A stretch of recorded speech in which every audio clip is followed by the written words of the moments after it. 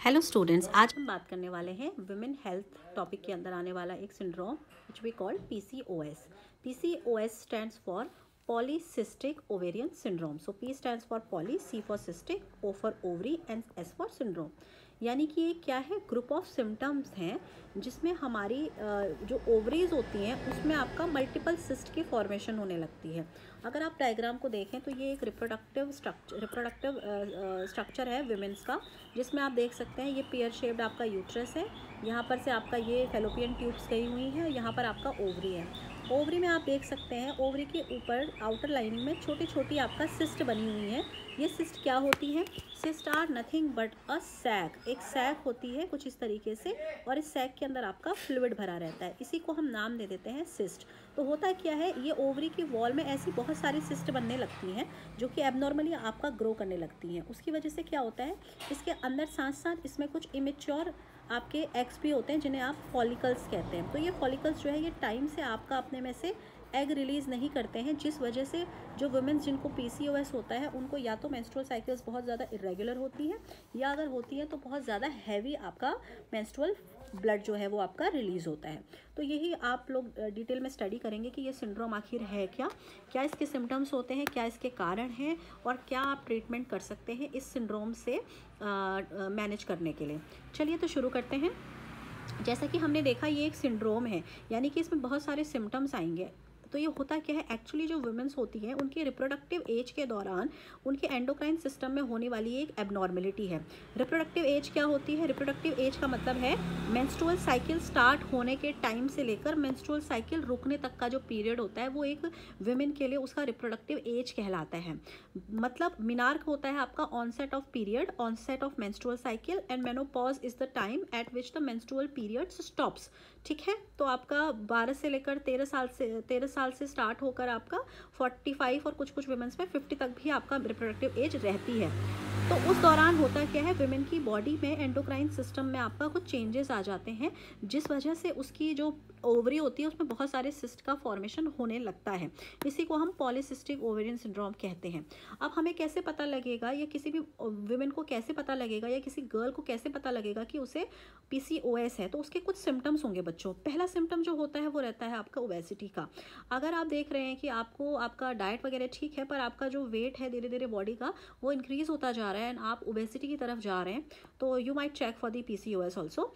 Second हो सकता है आपके स्किन में, आपके जो आपका जो चेहरा है या आपके बॉडी पार्ट्स हैं वहाँ पर हेयर ग्रोथ बहुत ज़्यादा फास्ट हो रही है, क्योंकि हार्मोन जो है वो आपका एबनॉर्मल हो जाता है. कौन सा हार्मोन एबनॉर्मल हो जाता है? जो मेल हार्मोन होता है एंड्रोजन, जो कि मेल बॉडी के अंदर ज़्यादा अमाउंट में प्रेजेंट होना चाहिए. अगर वो एंडोक्राइन डिसऑर्डर हो रहा है फीमेल को, तो उसकी बॉडी में आपका एंड्रोजन का लेवल बढ़ जाता है. इस वजह से उसकी स्किन में आपके जो हेयर होते हैं वो बहुत ज़्यादा ग्रो करने लगते हैं. इसके अलावा जो सबसे बड़ा की आप सिम्टम्स कहें वो है आपका मेंस्ट्रुअल फ्लो का हैवी होना. और नेक्स्ट आता है आपका मेंस्ट्रुएशन में इरेगुलरिटीज़ का आना. यानी कि अगर या तो कभी कभार मेंस्ट्रुएशन जो है वो एक बार आएगा, उसके बाद फिर आपका कुछ मंथ्स के लिए गायब हो जाएगा, या फिर आपका आएगा और फिर आपका it will remain for a days. Bleeding will not stop for days. And fifth symptom is of PCOS is pelvic pain. आपका स्टमक से नीचे, आपका जो एब्डोमेन के नीचे वाला रीजन है which we call pelvic region, वहाँ पर आपका क्रैम्प्स प्रोड्यूस होने लगेंगे. अब बात कर लेते हैं इस कॉज की. तो देखिए PCOS का ना एज सच कोई सिंगल कारण नहीं है कि ये किस वजह से होता है.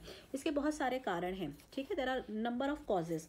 फर्स्ट कॉज की अगर हम बात करें तो इंसुलिन रेजिस्टेंस. अगर हमारी बॉडी आपका इंसुलिन रेजिस्टेंस शो कर रही है तो इसकी वजह से भी आपका पॉलीसिस्टिक फॉर्मेशन हो सकता है. उसके अलावा हमारे बॉडी के अंदर एंड्रोजन यानी कि मेल सेक्स हार्मोन का हाई लेवल का हो जाना. और तीसरा कारण है हेरिडिटरी. हो सकता है जेनेटिक भी आपके जीन्स कुछ ऐसे हों जो आपके ये दोनों कारण कर रहे हैं, जिस वजह से आपकी बॉडी में आपका PCOS आ रहा है. अब बात कर लेते हैं इसका ट्रीटमेंट कैसे किया जाए. देखिए इसको मैनेज करना बहुत ज़रूरी है PCOS को, क्योंकि इसके साथ कुछ कॉम्प्लिकेशंस हैं. अगर PCOS को मैनेज नहीं किया गया तो लड़कियों के अंदर या वुमेन्स के अंदर आने वाले टाइम पे बहुत कॉम्प्लिकेशंस आती हैं. सबसे पहला जो आप ट्रीटमेंट कर सकते हैं वो कर सकते हैं आप लाइफस्टाइल को चेंज कर लीजिए. लाइफस्टाइल चेंज करने में दो चीज़ें ध्यान रखनी है. एक आपका वेट लॉस हो जाए और दूसरा आपका डाइट कंट्रोल हो जाए. तो आपका जो न्यूट्रिशनिस्ट है या आपका जो हेल्थ केयर प्रोवाइडर है वो आपके वेट लॉस को कराने में मदद करे और आपका डाइट कंट्रोल करके रखे. तो देखा गया है कि PCOS के जो सिम्टम्स हैं उनमें 5% तक का रिडक्शन आ जाता है. दूसरी चीज़ आप ले सकते हैं ट्रीटमेंट में, वो है मेडिकेशन. मेडिकेशंस की बात करें तो आप, चूँकि इसका कारण था इंसुलिन रेजिस्टेंस, है ना। इंसुलिन रेजिस्टेंस होने की वजह से भी आपका क्या हो रहा था, एंड्रोजन का लेवल बढ़ रहा था। तो अगर आप मेटफॉर्मिन दे दें तो मेटफॉर्मिन क्या करेगा, इंसुलिन रेजिस्टेंस को बैलेंस करके लाएगा, है ना। तो आपका एंड्रोजन का लेवल भी कम हो जाएगा। और दूसरी चीज़, आप बर्थ कंट्रोलिंग पिल्स भी दे सकते हैं। बर्थ कंट्रोलिंग पिल्स के अंदर कॉम्बिनेशन रहता है ईस्ट्रोजन और प्रोजेस्टिन का। ईस्ट्रोजन और प्रोजेस्टिन जब आपके ब्लड में जाएंगे तो वो आपके एंड्रोजन के रिलीज को रिड्यूस कर देते हैं। तो एंड्रोजन कम हो जाएगा तो जो हेयर ग्रोथ वगैरह हो रहा था आपकी स्किन में वो कम होने लगेगा, है ना। और आपका जो पीसीओएस के सिम्टम्स आ रहे थे वो मैनेज हो जाएंगे। उसके अलावा आपकी स्किन में एक्ने हो रहे हैं तो एक्ने के लिए आप anti acne drugs like isotretinoin, vitamin A, इसकी पिल्स आप खा सकते हैं। इसकी टैबलेट्स अवेलेबल है मार्केट में। अब बात कर लेते हैं बच्चों लास्ट में कॉम्प्लिकेशंस की, यानी कि क्या समस्या आएगी अगर आपने पीसीएस को ठीक नहीं किया, अगर आपने इसको मैनेज नहीं किया। देखिए, पहली जो प्रॉब्लम आएगी वो है इनफर्टिलिटी की, क्योंकि आपकी जो ओवरी है ना वो टाइम से अपने में से एग्स को रिलीज़ नहीं कर रही है। जब टाइम से अपने से एग को रिलीज़ नहीं करेगी तो आने वाले टाइम पर कंसीव होने में बहुत ज़्यादा दिक्कत आती है। सो पहला जो कॉम्प्लिकेशन है, if your PCOS remains untreated और unmanaged, it will lead to infertility, ठीक है। सेकेंड कम्स, चूँकि इंसुलिन रेजिस्टेंस इसका एक बहुत बड़ा कारण है, तो इंसुलिन रेजिस्टेंस रहेगा तो आपको टाइप 2 डायबिटीज़ मेलाइटस भी होने की संभावना है इन अ वेरी अर्ली एज। उसके अलावा हार्ट डिजीज़ भी हो सकती है। And last is the obesity, ठीक है। मोटापा अगर बढ़ेगा तो पीसीओएस जो है वो और एग्रावेट होगा। तो आपको ये ध्यान रखना है कि आपने ये सारी चीज़ें ना हो आपको आने वाले टाइम पे। इसके लिए आप क्या करके रखें, इसके लिए आप पीसीओएस का सही तरीके से अंडरस्टैंडिंग करें, उसके कारणों को समझें और उसका सही तरीके से ट्रीटमेंट करें। सो आई होप आपको वीडियो इन्फॉर्मेटिव लगा होगा। अगर आपको वीडियो इन्फॉर्मेटिव लगा है तो वीडियो को शेयर करिए अपने दोस्तों के साथ, अपने फेलो लर्नर्स के साथ। And thank you so much for watching this content.